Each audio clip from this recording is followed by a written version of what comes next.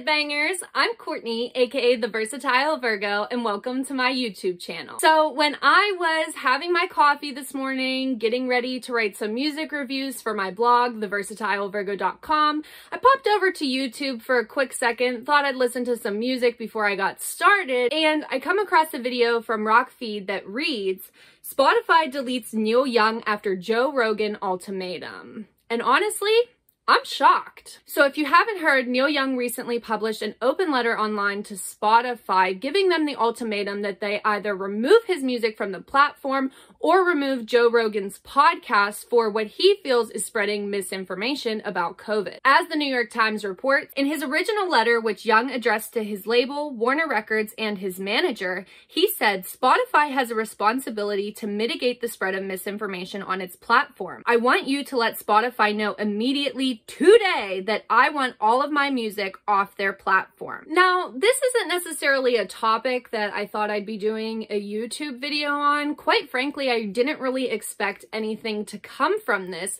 especially since for Spotify, this is kind of like a Clash of the Titans scenario. So just so you know, before we go any further, this is no Corey Taylor versus MGK for me. I don't listen to Joe Rogan's podcast, nor am I a huge Neil Young fan. I'm just kind of indifferent on his music, I guess. So I really have no interest in picking a side per se, but what I am interested in, and the reason I decided to make this video, is because I am interested in how Spotify responded. They have removed Neil Young's music from the platform as he requested. Spotify gave a statement that reads, "We regret Neil's decision to remove his music from Spotify," the service added, "but hope to welcome him back soon." Spotify also said, "We want all the world's music and audio content to be available to Spotify users. With that comes great responsibility in balancing both safety for listeners and freedom for creators. We have detailed content policies in place, and we've removed over 20,000 podcast episodes related to COVID since the start of the pandemic."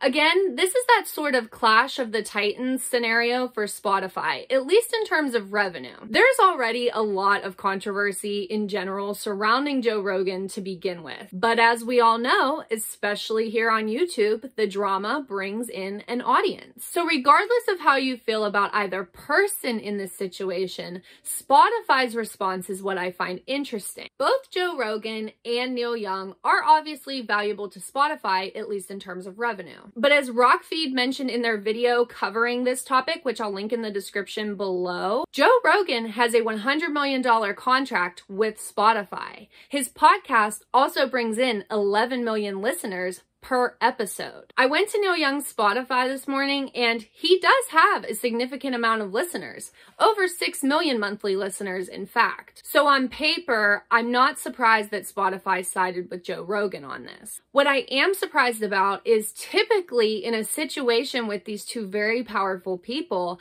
I feel like had this happened 10 years ago or even pre-2020, I feel like this probably would have been swept under the rug a little bit, and maybe Spotify would not have made such a bold move. Neil Young did delete his open letter after it was published, and as a variety of outlets have reported, it's not necessarily clear as to why. I've heard some people speculate that perhaps Neil Young had regretted even publishing it and was backtracking on it. I don't know the answer to that, but common sense, yes, perhaps maybe he did backtrack on that. Or another scenario, maybe he didn't, but as soon as his PR team saw it, they said, what the hell are you doing? This is a very costly mistake, and then it was removed. Either way, I don't really think the reasoning matters because the damage was already done. My point is that in most cases, this typically would have been seen as a lose-lose scenario. But what's interesting is the landscape of media and how we consume it has changed so much that we're now starting to see things like this. I mean, in the early 2000s, could you have imagined saying that the host of Fear Factor is more powerful and influential than Neil Young? I don't mean that any type of way. I used to watch Fear Factor. I've probably seen every episode. So again, I'm not knocking him for being the host of Fear Factor. I'm just saying, only in 2022, am I right?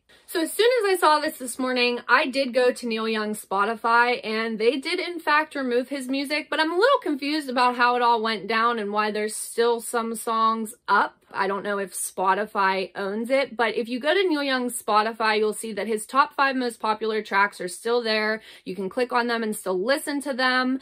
If you go to his releases, there are only 2 singles left there, one of which is a live single. And then even the This Is Neil Young playlist has nothing on it and is empty, even though it has over 288,000 likes. It'll be interesting to see if Neil Young's music does eventually return to the platform and kind of how all that plays out. I'm also interested to see how this plays out with other musicians and creators as well, because I don't see this stopping with just Neil Young and Joe Rogan. And let me just give you a scenario. What if someone on Spotify's platform with more power and influence than Joe Rogan chooses to take Neil Young's stance on the matter? Then where does Spotify go from here? Do you take the risk of losing another big name? It just kind of seems like it could perhaps have a snowball effect that might not play out to anybody's best interest, including Spotify's. Again, these are all just things I'm curious about that I don't necessarily have the right answer to,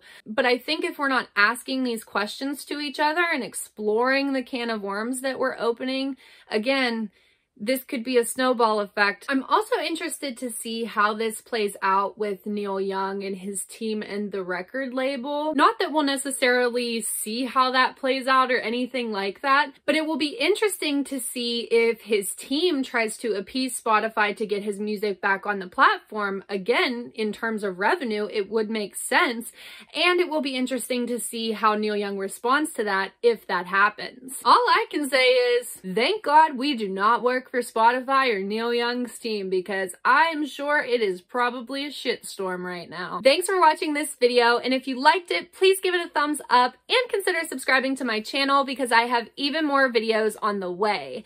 Have a great week, everybody, and stay heavy.